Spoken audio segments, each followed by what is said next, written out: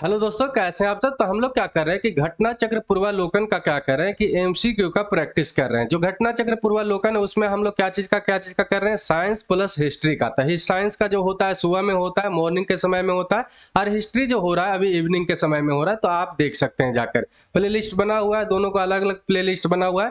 PDF डाल दिया जाएगा। मेजरमेंट भी साइंस का खत्म हो गया है सुबह में, और अभी कल जो है कि पाषाण काल खत्म हो गया हिस्ट्री में, तो दोनों का पीडीएफ डाल दिया जाएगा। पीडीएफ के लिए टेंशन नहीं लेना है। तो चलिए आज का क्लास शुरू करते हैं। वीडियो अच्छा लगेगा तो लाइक करिएगा, कमेंट करके, शेयर करके, सब्सक्राइब करके बेल आइकन दबा दीजिएगा, ताकि आपके पास नोटिफिकेशन टाइम टू टाइम पहुंचता रहे। ठीक है। हम लोग जानते हैं कि जो ये पूर्वालोकन होता है इसमें इसको प्रैक्टिस करना बहुत ज्यादा जरूरी है, क्योंकि ये इसमें क्या होता है कि सारा पीसीएस का क्वेश्चन और साथ ही साथ यूपीएससी सिविल सर्विस का भी क्वेश्चन होता है, इसलिए बहुत ज्यादा महत्वपूर्ण हो जाता है। कहीं का भी पीसीएस दीजिए, एसआई का एग्जाम दीजिए, आपको ये बना के जरूर जाना है। ठीक है। तो जो आज जो हम लोग शुरू करेंगे नया चैप्टर, इसमें क्या है कि हड़प्पा सभ्यता, जिसको सिंधु घाटी सभ्यता के नाम से जानते हैं, तो वो उसका क्वेश्चन हम लोग प्रैक्टिस कर लेंगे। ठीक है, बारी बारी से सबका हम लोग कर लेंगे, ताकि अपना कोई भी क्वेश्चन नहीं छूटे, टॉपिक बाई टॉपिक, और उसका टॉपिक बाई टॉपिक पीडीएफ भी डाल दिया जाएगा। तो मानव समाज जो है कह रहा है कि पहला क्वेश्चन में कि विलक्षण है, क्योंकि ये मुख्यतः जो है आश्रित है। क्या चीज पे आश्रित है, इसलिए इसको विलक्षण माना जाता है। संस्कृति पे, अर्थव्यवस्था पे, धर्म पे या विज्ञान पे। तो इसका जो सही उत्तर क्या है आपका बी है। अर्थव्यवस्था पे जो है ये क्या है कि टिका हुआ है, ये बात आपको ध्यान में रखना है। जैसे जैसे किसी भी समाज में अर्थव्यवस्था जिसका सुधरेगा, वैसे वैसे उसका जीवन सुधरते चला जाएगा। जैसे कि आप अमेरिका को मिलाइए और इंडिया को मिलाइए। ठीक है, अमेरिका इंडिया को छोड़ दीजिए, चाइना और इंडिया को देखिए। तो चाइना जो है और इंडिया जो है, इंडिया का आजादी जो हुआ था 1947 में हुआ था, हम लोग जानते हैं, और एक साल बाद इसका आजादी हुआ था 1948 में। लेकिन फिर भी जो है चाइना आगे है, क्योंकि उसका अर्थव्यवस्था बहुत ज्यादा मजबूत हो गया है। जितना आप और हम सोचते हैं ना कि अपना इकोनॉमी हो जाए, जैसे कि 5 ट्रिलियन का इकोनॉमी हो जाए, जितना हम लोग सोच रहे हैं, उससे ज्यादा कहीं चाइना क्या कर दिया है कि अफ्रीकन कंट्री में इन्वेस्ट कर दिया है। 6 ट्रिलियन तक क्या माना जाता है कि ये अफ्रीका कंट्री में सिर्फ इन्वेस्ट किए हुए हैं, और 6 ट्रिलियन तक का हम लोग इकोनॉमी बनाने के बारे में सोच रहे हैं। तो सोचिए कि चाइना कितना आगे हो गया।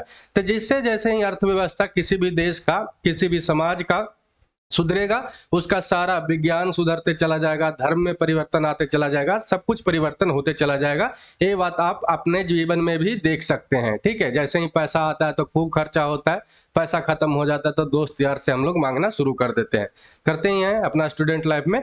चलिए अगला क्वेश्चन क्या है कि हड़प्पा निम्नलिखित में से किस सभ्यता से संबंध रखता है, ये आपसे पूछा गया है। तो सुमेरियन सभ्यता, सुमेरियन सभ्यता का मतलब क्या है, मेसोपोटामिया वाला। ठीक है, जो इराक वाला क्षेत्र में था ना मेसोपोटामिया, उसके बारे में है। ठीक है, सिंधु घाटी सभ्यता, वैदिक सभ्यता, मेसोपोटामिया सभ्यता भी दे ही दिया है। तो इसका जो सही उत्तर क्या है कि सिंधु घाटी सभ्यता है, ये बात हम लोग जानते हैं। हड़प्पा सभ्यता इसको इसलिए नाम दिया गया था, क्योंकि जहां पर एक खुदाई पहले हुआ था ना, हड़प्पा जगह पे ही हुआ था। ये हड़प्पा है कहाँ अभी, तो पाकिस्तान में है। ये बात आपको ध्यान में रखना है, कहाँ पे है तो पाकिस्तान में है, और वहां पर ही सबसे पहले इसका खुदाई हुआ था, इसलिए इसको हड़प्पा सभ्यता नाम दिया गया था। लेकिन बाद में इसका सिंधु घाटी सभ्यता नाम पड़ा, ये बात आपको ध्यान में रखना है। तो ये इस यहाँ पर सही उत्तर क्या हो जाता है, बी ऑप्शन सही हो जाता है। ये बात आपको समझ में ध्यान में रखना है। ठीक है, चलिए अगला क्वेश्चन क्या है कि सिंधु घाटी सभ्यता संबंधित है किस काल से, किस युग से संबंधित है, ये आपसे पूछा गया है। बहुत ज्यादा इंपॉर्टेंट क्वेश्चन है, बीपीएससी में भी पूछा गया है और यूपी पीसीएस में भी पूछा गया है। तो प्राग ऐतिहासिक काल का है, आदि ऐतिहासिक काल का है, ऐतिहासिक युग का है, या उत्तर ऐतिहासिक युग का है। तो आपको ध्यान में रखना है कि सिंधु घाटी सभ्यता का जो लिपि है अभी तक पढ़ा नहीं गया है। जो भी लिपि यहाँ पर लिखने का जो काम होता था उसको अभी नहीं पढ़ा गया है, और नहीं पढ़े जाने के कारण जो भी चीज नहीं पढ़ा जाता है उसको क्या चीज में रखा जाता है, तो आदि ऐतिहासिक युग में रखा जाता है। तो इसलिए कहां पर है, तो आपको याद रखना कि आदि ऐतिहासिक युग से संबंध रखता है। ये बात आपको ध्यान में रखना है, क्योंकि जो भी इसका लिपि है वो अभी तक पढ़ा नहीं गया है। ये बात आपको ध्यान में रखना है। ठीक है, चलिए अगला क्वेश्चन क्या है कि सिंधु घाटी सभ्यता गैर आर्य थी, क्योंकि उत्तर भारत में अभी भी हम लोग जानते हैं कि उत्तर भारत का जो क्षेत्र है वो आर्य लोग का है। ठीक है, ऐसा मानते हैं, क्योंकि आर्य लोग जो है क्या था कि चरवाहा था, वो आगे बढ़ते गया और गंगा नदी, ये सब यमुना और गंगा के जो क्षेत्र है उसमें आके बस गया। इसीलिए साउथ जो इंडिया के लोग होते हैं वो चिढ़ते रहते हैं और बोलते रहते हैं कि ये तो गैर वासी है, क्योंकि ओरिजिनल, सही में ओरिजिनल वासी तो अगर माना जाए तो द्रविडियन है, जो साउथ इंडिया के निवासी हैं, आदिवासी हैं, जो मूल निवासी हुए कहाँ का, इंडिया का। आर्य लोग तो बाहर से ही आया था ना, तो गैर आर्य था सिंधु घाटी सभ्यता, क्योंकि ये पूछ रहा है आपसे। ठीक है, सिंधु घाटी सभ्यता गैर आर्य थी क्योंकि, क्या कारण था कि ये अलग है आर्य लोग से, तो वह नगरीय व्यवस्था था किसका, सिंधु घाटी सभ्यता का। ये पहला ऑप्शन बता रहा है। दूसरा बोल रहा है कि वो जो है अपनी लिपि थी, सिंधु घाटी सभ्यता का अपनी लिपि थी, उसकी खेतियर अर्थव्यवस्था था और उसका विस्तार नर्मदा नदी घाटी तक था। कहां पर था, ये आपसे बताया गया था। तो आपको ध्यान में रखना है कि गैर आर्य क्यों था सिंधु घाटी सभ्यता। तो आप और हम लोग जानते हैं कि सिंधु घाटी सभ्यता जो था एकदम पूरा रूप से विकसित था। वहां पर नगरीय व्यवस्था था, प्रॉपर जो रोड होता था चार मुहाना पे कटता था, नाली का व्यवस्था बहुत अच्छा से देखा गया है, स्नान घर वहां पे, जैसे कि अर्थव्यवस्था उसका व्यापार पर चलता था। तो इसलिए ये जो माना जाता है सिंधु घाटी सभ्यता, क्या माना जाता है कि ये नगरीय व्यवस्था माना जाता है, इसलिए ये जो है आर्य लोग से क्या है कि अलग है। ठीक है, और आर्य लोग जो था क्या था कि ग्रामीण सभ्यता था। ठीक, और सिंधु घाटी सभ्यता कैसा था, तो आपको याद रखना है कि नगरीय सभ्यता था। ये बात आपको याद रखना है। तो यहाँ पर सही उत्तर क्या हो जाता है कि ए ऑप्शन सही हो जाता है। ये बात आपको ध्यान में रखना है, क्योंकि जो सिंधु घाटी सभ्यता है नगरीय सभ्यता है, जबकि आर्य सभ्यता कैसा था, तो ग्रामीण सभ्यता था, इसलिए वो अलग है। ठीक है, चलिए अगला क्वेश्चन क्या है कि सिंधु घाटी सभ्यता जो है आर्यों का पूर्व की रखे जाने का महत्वपूर्ण कारक है। ठीक है, सिंधु घाटी सभ्यता को आर्य से पूर्व रखे जाने का महत्वपूर्ण कारक क्या है, ये आपसे पूछ रहा है। तो उसका लिपि है, तांबा है, या नगर नियोजन है, या मृद भांड है। तो इसका जो सही उत्तर क्या है कि आर्यों से सिंधु घाटी सभ्यता को पहले क्यों माना जाता है, तो आपको ध्यान में रखना है कि इसका मृद भांड है। इसका जो मृद भांड जो मिला है ना, आर्यों लोग से पहले का साक्ष्य प्राप्त होता है। जैसे कि इसका जो मिला हुआ है कलरफुल है, काला और लाल रंग का इस पर चित्रित किया हुआ है किसका, तो सिंधु घाटी सभ्यता का। लेकिन धूसर मिला है किसका, धूसर कलर का किसका है, आर्यो लोग का। तो धूसर कलर का जो है उससे डेटिंग, कार्बन डेटिंग होता है, तो पता चलता है कि ये बाद का समय का है। इसीलिए पता चलता है कि आर्य से पहले कौन था, तो सिंधु घाटी सभ्यता था। ये बात आपको ध्यान में रखना है। यहाँ पर देखिएगा तो ये बताया भी गया है कि काले रंग की आकृतियां पर चित्रित लाल मृद भांड था जो हड़प्पा सभ्यता से संबंधित रखता है। वहीं धूसर एवं चित्रित धूसर मृद भांड जो था, जो बाद का है, जो आर्य से संबंधित रखता है। इसी कारण से माना जाता है कि जो हड़प्पा सभ्यता था, सिंधु घाटी सभ्यता था, जो आर्य लोग से क्या था कि पहले का सभ्यता था। ये बात आपको ध्यान में रखना है इतना।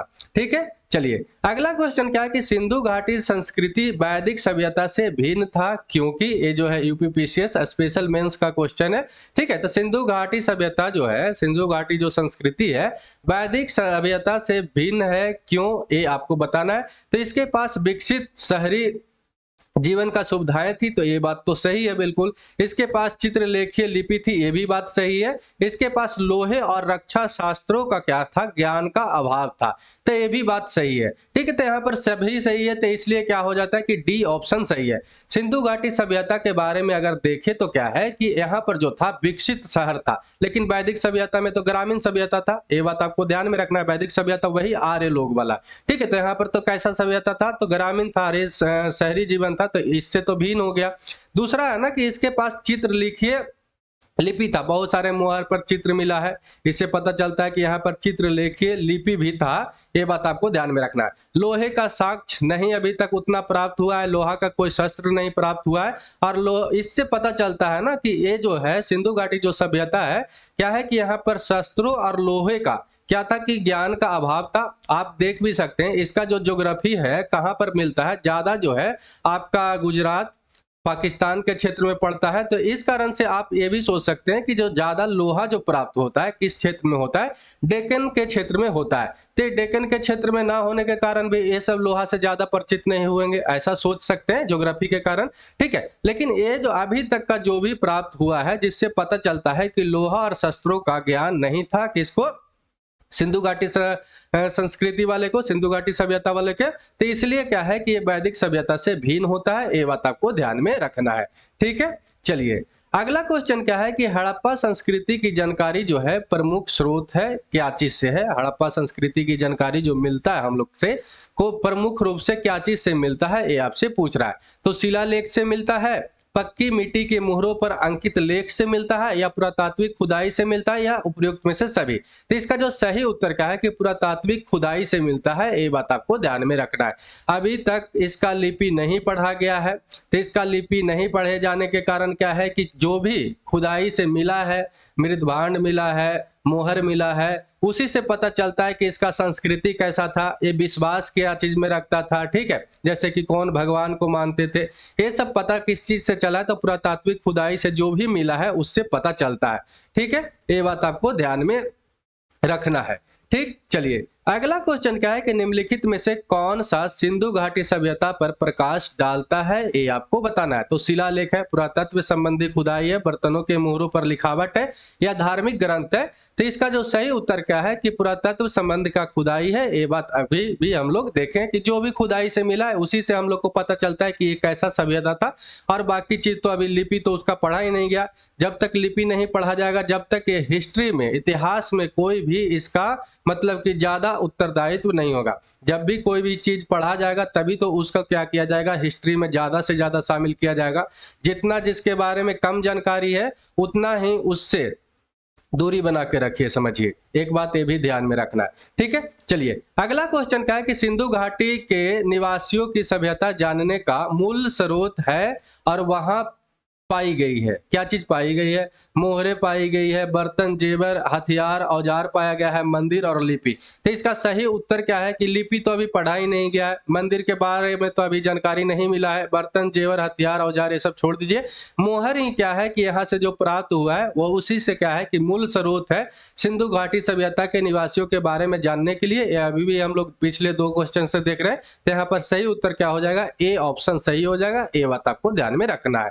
ठीक है, 3000 से भी अधिक मोहर मिल चुके हैं और इसी से हम लोग सिंधु घाटी के सभ्यता के कार्यकलाप, मतलब क्या अपने जीवन में करते थे और क्या चीज पे वो विश्वास करते थे, ये सब पे प्रकाश डालना पड़ता है। क्या चीज से? तो हम लोग के जो भी मोहर मिला है उसी से, ये बात आपको ध्यान में रखना है। ठीक है, चलिए अगला क्वेश्चन क्या है कि हड़प्पा सभ्यता की उत्पत्ति जो है संदर्भ में निम्नलिखित में से कौन सा जोड़ा क्या है कि सही नहीं है। मतलब कि ये कह रहा है क्वेश्चन कि देखिए बहुत सारा इतिहासकार हुए, बहुत सारा विद्वान हुए और सबका मत जो है ना अलग अलग है। कोई बोलते हैं कि हड़प्पा सभ्यता के जो लोग हैं पलायन करके आए हैं दूसरा से, कोई बोलते हैं कि यहीं से उद्गम हुए हैं, कोई बोलते हैं कि ये पूर्व हड़प्पा सभ्यता के ही परिपक्वता का ही काम है। ठीक है, तो यहाँ पर सारे विद्वान का अलग अलग है, तो कौन सा विद्वान यहाँ पर जो बोले हैं वो सही नहीं है, ये आपको चुनना है। ठीक है, तो एम रफीक मुगल जो है इनका कहना है इस क्वेश्चन के अनुसार से कि हड़प्पा सभ्यता ने मेसोपोटामिया के सभ्यता से प्रेरणा लिया है।